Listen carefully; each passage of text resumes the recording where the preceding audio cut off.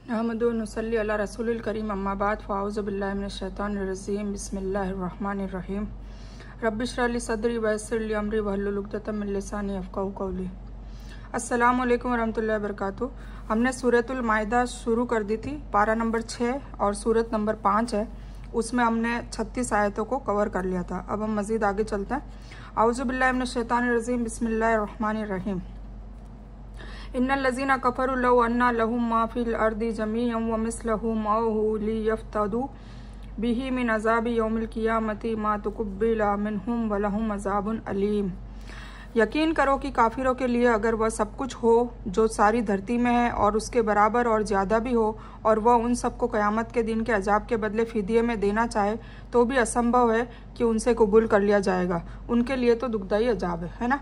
मतलब मैदान अशर में जब वो दुनिया में बहुत अमीर थे, अमीर तो क्या मतलब इतना तक बताया जा रहा है कि पूरी दुनिया तो किसी के कब्जे में नाउज़ुबिल्लाह वैसे भी नहीं है, पर फिर भी वो अगर उसके फ़िदिये में कि भाई मैंने जो गुनाह करे थे और मुझे अब जहन्नम मिलने जा रही है तो उसके बदले में मैं सारी दौलत, धन दौलत, ये असबाब सब कुछ देना चाह रहा हूँ फ़िदिये में, तो अल्लाह ताला इसके बदले में फ़िदिया ले लो और मुझे माफ़ कर दे, तो ये डील भी कोई कबूल नहीं की जाएगी, उसको जहन्नमी मिलेगी। ठीक है, वे चाहेंगे कि जहन्नम से निकल जाए लेकिन वे कभी भी उसमें से ना निकल सकेंगे, उनके लिए तो दायमी अजाब है। अस्तगफिरुल्लाह अस्तगफिरुल्लाह अस्तगफिरुल्लाह।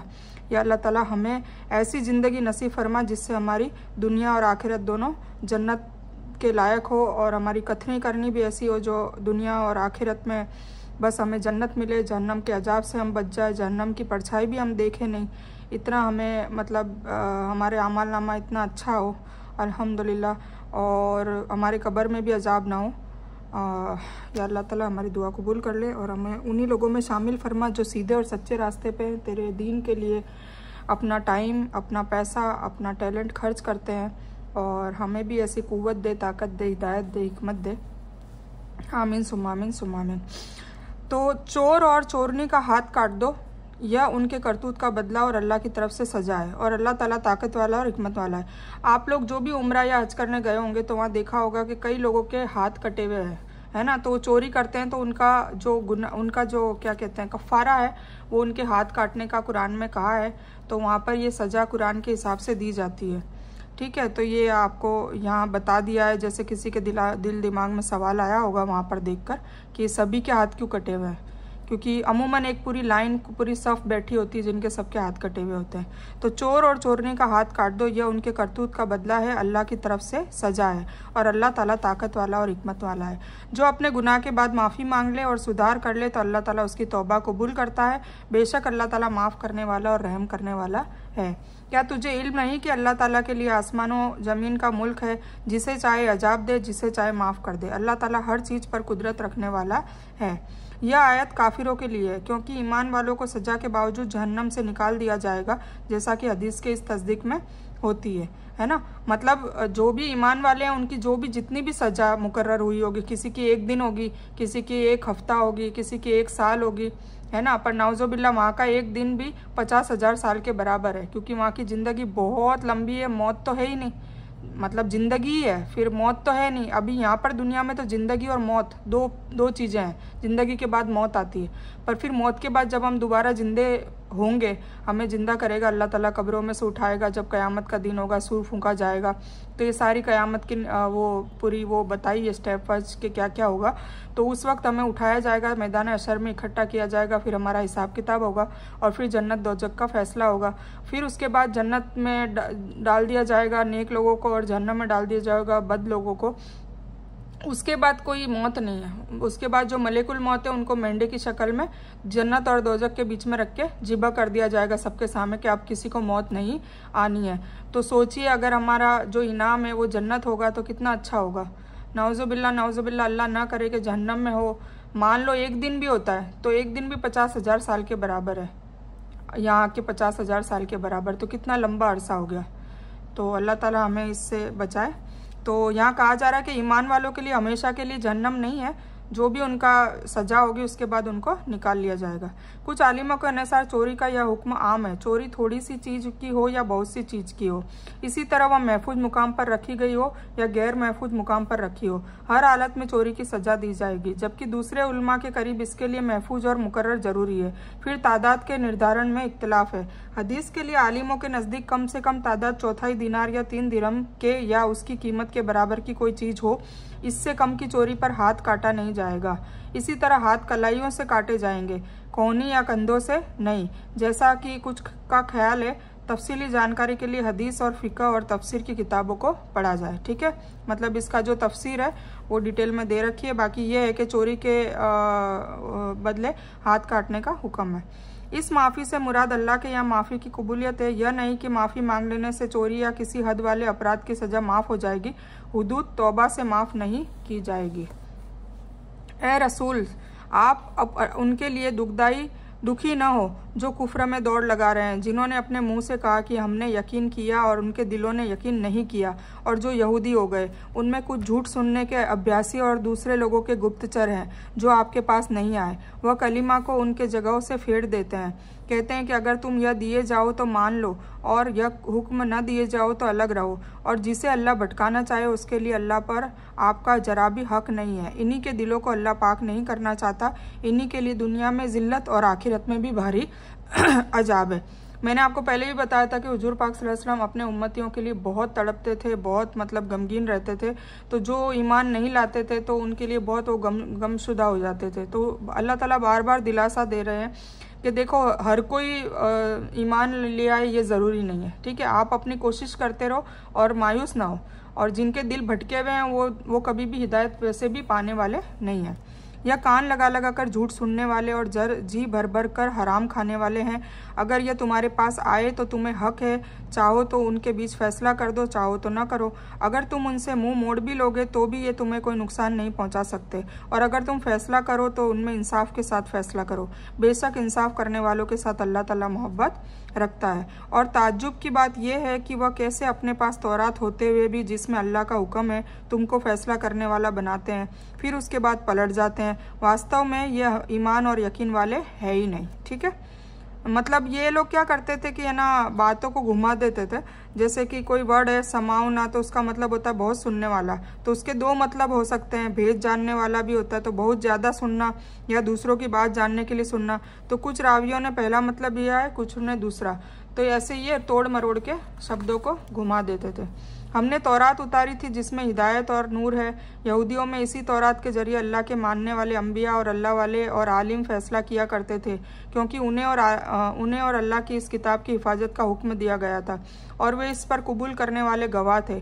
अब तुम्हें चाहिए कि लोगों से न डरो, बल्कि मुझसे डरो। मेरी आयतों के थोड़े थोड़े दाम पर न बेचो, और जो अल्लाह की उतारी हुई वही के बिना पर फैसला न करे वे पूरा और मुकम्मल काफिर है। और हमने तौरात में यहूदियों के हक में यह बात मुकर्रर कर दी है कि जान के बदले जान, आँख के बदले आँख, नाक के बदले नाक, कान के बदले कान, दांत के बदले दांत, खास घावों का भी बदला है। फिर जो इंसान उसको माफ़ कर दे तो वो उसके लिए पछतावा है, और जो लोग अल्लाह के हुक्मों के लिए एतबार से फैसला न करे वही लोग जालिम हैं। और हमने उनके पीछे ईसा इब्ने मरियम को भेजा, जो अपने से पहले की किताब यानी तौरात की तस्दीक करने वाले थे, और हमने उन्हें इंजिल भी अता की जिसमें नूर और हिदायत थी, और वह अपने से पहले की किताब तौरात की भी तस्दीक करती थी, और वह वाजे हिदायत और तालीम थी, अल्लाह ताला से डरने वालों के लिए थी। ठीक है, मतलब जब ईसा अलैहिस्सलाम आए तो उन्होंने भी तौरात के बारे में खुली तस्दीक करी कि नहीं, तौरात थी, आई थी, उसमें ये चीज़ें थी, इन लोगों ने पलट दी है, तो ये सारी चीज़ें उन्होंने बयान करी। और फिर इंजिल भी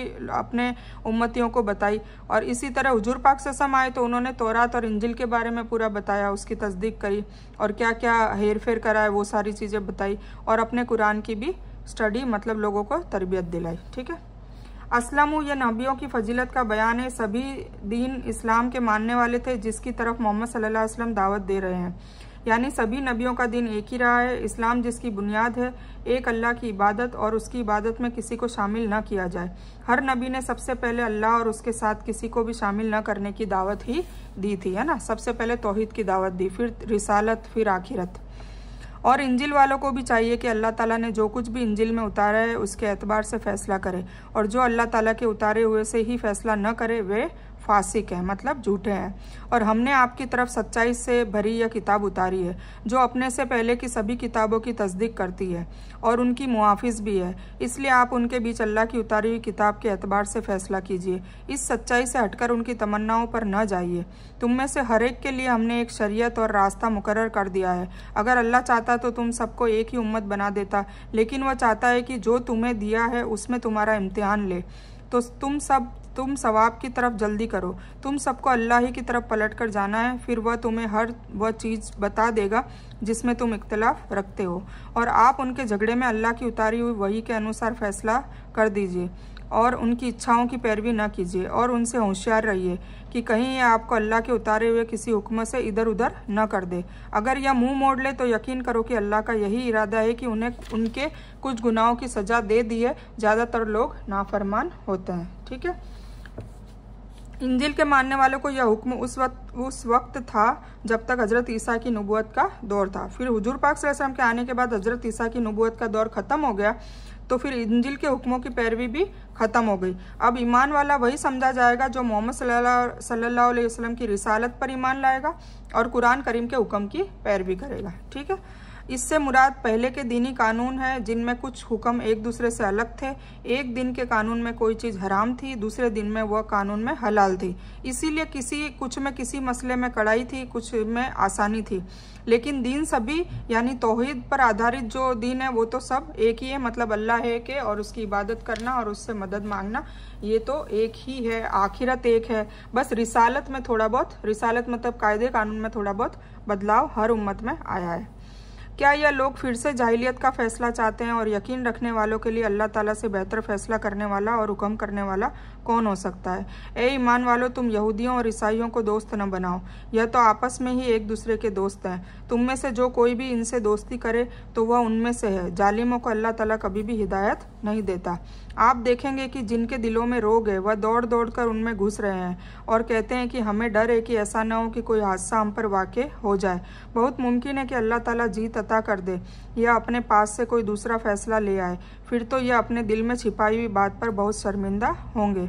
और ईमान वाले कहेंगे कि क्या ये वही लोग हैं जो बड़े यकीन से अल्लाह की कसम खा खा कर कहते हैं कि हम तुम्हारे साथ हैं। उनके अमाल बर्बाद हो गए और ये नाकाम हो गए। ए ईमान वालों, तुम में से जो अपने दीन से पलट जाएगा तो अल्लाह ताला बहुत जल्द ऐसी कौम के लोगों को लाएगा जो अल्लाह के प्यारे होंगे और वे भी अल्लाह से प्यार करते होंगे। वह नरम दिल होंगे मुसलमानों पर, सख्त और बेरहम होंगे काफिरों पर।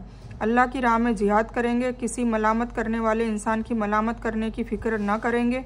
यह अल्लाह ताला का फजल जिसे चाहे अता करे। अल्लाह ताला सर्वशक्तिमान और बहुत इल्म वाला है। मुसलमानों, तुम्हारा दोस्त खुद अल्लाह है और उसका रसूल है, और ईमान वाले हैं जो नमाजों को कायम करते हैं, ज़कात अदा करते हैं और वे रुकू खुशू के साथ और ध्यान मग्न होकर करने वाले होते हैं। और जो इंसान अल्लाह ताला से और उसके रसूल और मुसलमानों से दोस्ती करे उसे यकीन करना चाहिए कि अल्लाह ताला के बंदे ही गालिब होंगे। मुसलमानों, उन लोगों को दोस्त न बनाओ जो तुम्हारे दीन को हंसी खेल बनाते हैं, और वे उनमें से हो जो तुमसे पहले किताब दिए गए या काफिर हो। अगर तुम ईमान वाले हो तो अल्लाह से डरते रहो। अल्लाह ताला की ओर से वही है जो नबी सल्लल्लाहु अलैहि वसल्लम की वफ़ात के बाद वाक़ हुई। इस फितने को कुचलने का सहरा हज़रत अबू बकर रज़ियल्लाहु अन्हु और उनके साथियों को हासिल हुआ। मुर्तद कहते हैं जो दीन के किसी कानून पर यकीन न रखने वाला हो। उसके खिलाफ जिस कौम को अल्लाह ताला खड़ा करेगा उनके 4 अवसाफ को वाजे करके बयान किया जा रहा है। एक, अल्लाह से मोहब्बत करना और उसका प्यारा होना। दूसरा, ईमान वालों के लिए नरम और काफिरों के लिए सख्त होना। अल्लाह की राह में जिहाद करना। अल्लाह के बारे में किसी के मलामत करने की फ़िक्र न करना। सहाबा किराम रज़ियल्लाहु अन्हुम इन अवसाफ और फजीलतों से मुज़य्यन थे, इसलिए अल्लाह ताला ने उन्हें दुनिया और आखिरत के सभी सुखों से नवाजा था और दुनिया में ही अपनी खुशी का सर्टिफिकेट उन्हें अता कर दिया था। जब यहूदियों और ईसाइयों की दोस्ती से मना किया गया तो अब इसका जवाब दिया जा रहा है कि फिर वह दोस्ती किससे करें। कहा कि ईमान वालों का सबसे पहला दोस्त अल्लाह ताला खुद है और उसके रसूल हैं, और फिर उसके पैरोकार ईमान वाले हैं। आगे उनके कुछ एक गुण बताए गए हैं। यह अल्लाह ताला की जमात की अलामत है, उसकी कामयाबी की खबर दी जा रही है। अल्लाह ताला के बंदों का गुट वही है जो सिर्फ अल्लाह, उसके रसूल और ईमान वालों से नाता रखे और काफिरों, मूर्ति पूजकों, यहूदियों और ईसाइयों से दोस्ती और तरफदारी का नाता न रखे, चाहे वे उनके सगे संबंधी भी क्यों न हो, जैसा कि सूरह मुजादिला में के आखिर में फरमाया गया है। और जब तुम नमाज के लिए पुकारते हो तो वह उसे हंसी खेल ठहरा लेते हैं, यह इसलिए कि ये अकल नहीं रखते।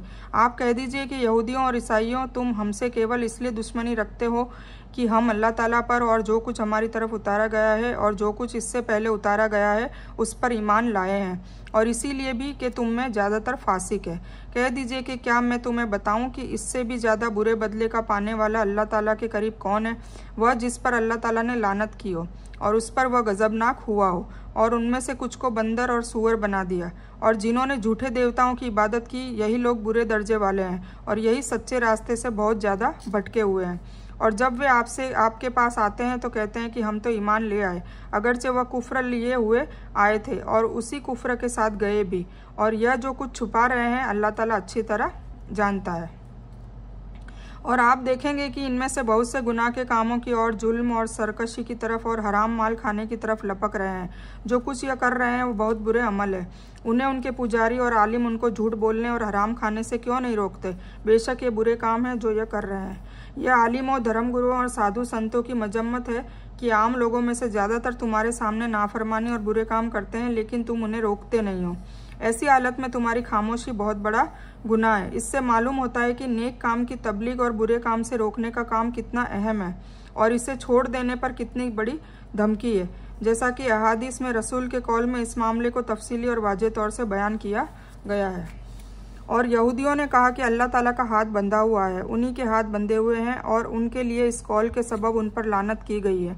बल्कि अल्लाह ताला के दोनों हाथ खुले हुए हैं, जिस तरह चाहता है खर्च करता है, और जो कुछ तेरी और तेरे रब की ओर से उतारा जाता है वह उनमें से ज़्यादातर को सरकशी और कुफ्र में बढ़ा देता है, और हमने उनमें आपस में ही क़यामत तक के लिए दुश्मनी और हसद डाल दिया है।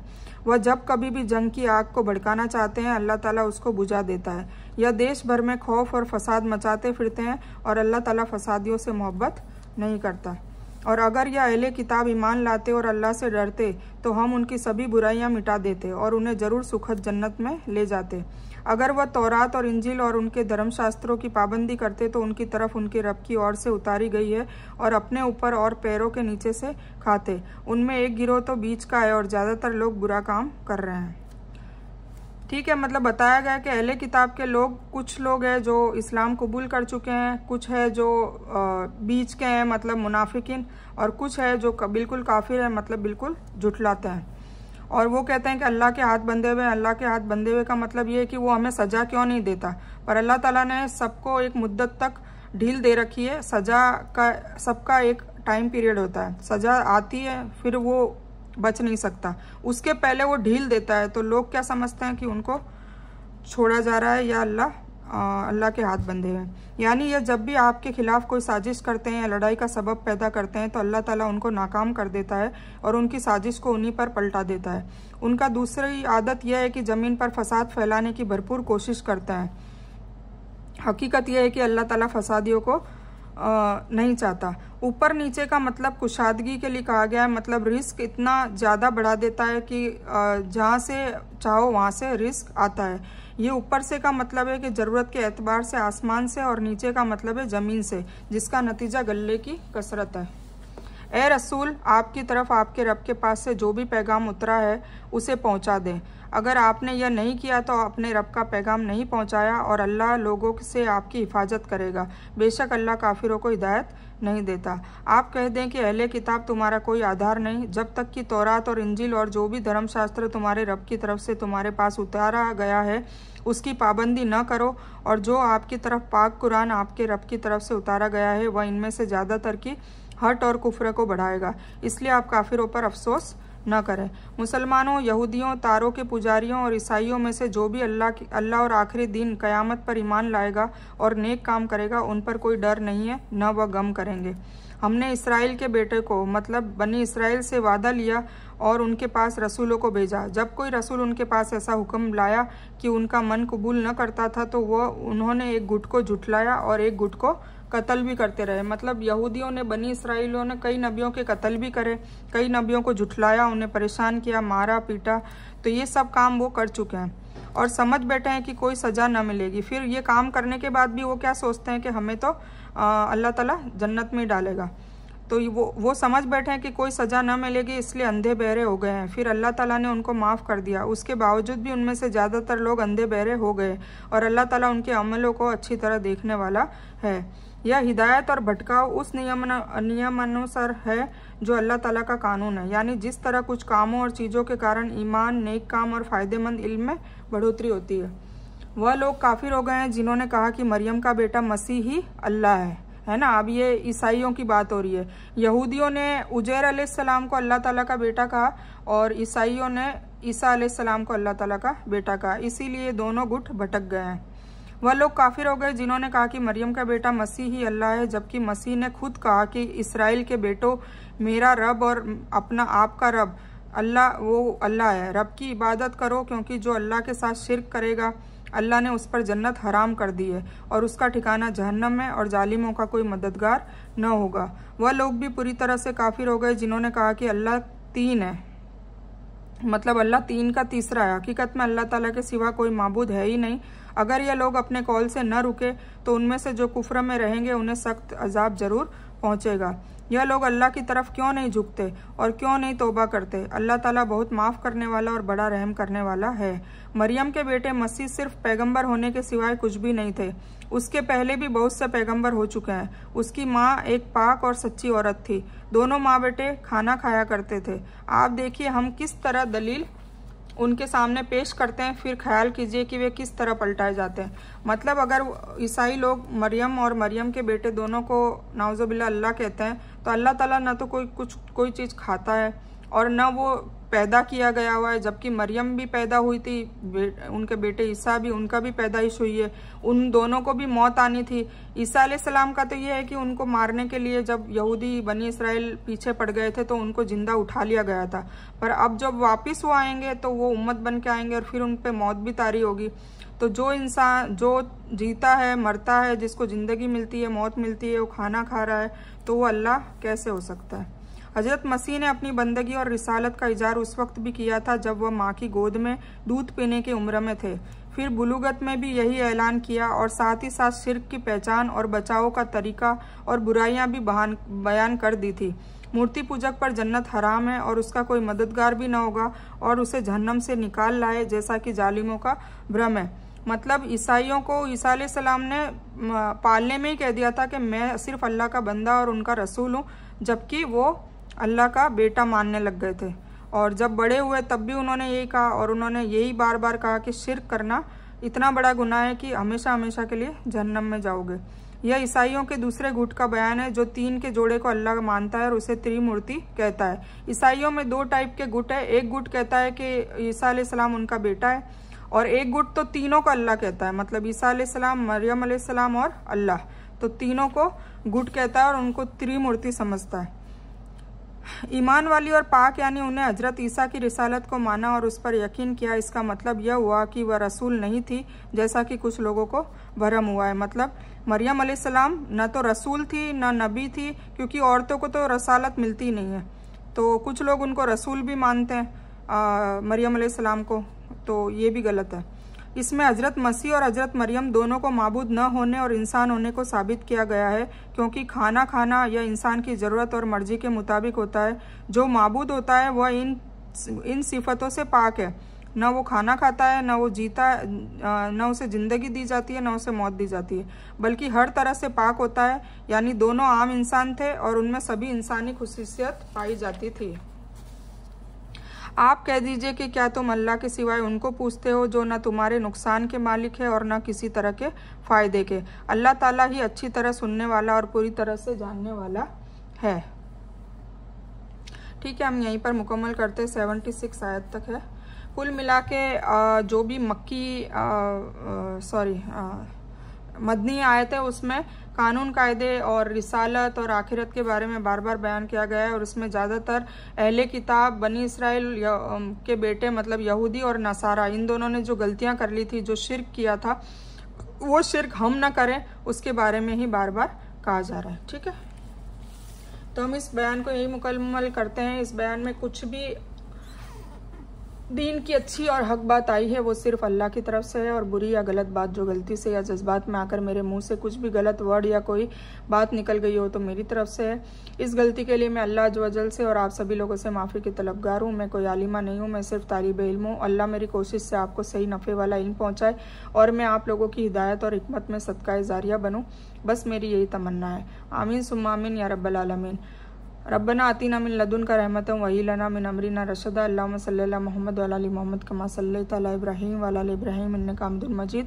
अल्लाहुम्मा बारिक अला मोहम्मद व अला आलि मोहम्मद कमा बारकता अला इब्राहीम व अला आलि इब्राहीम इन्नका हमीदुम मजीद। व आखिरु दावाना अनिल हम्दुलिल्लाहि रब्बिल आलमीन।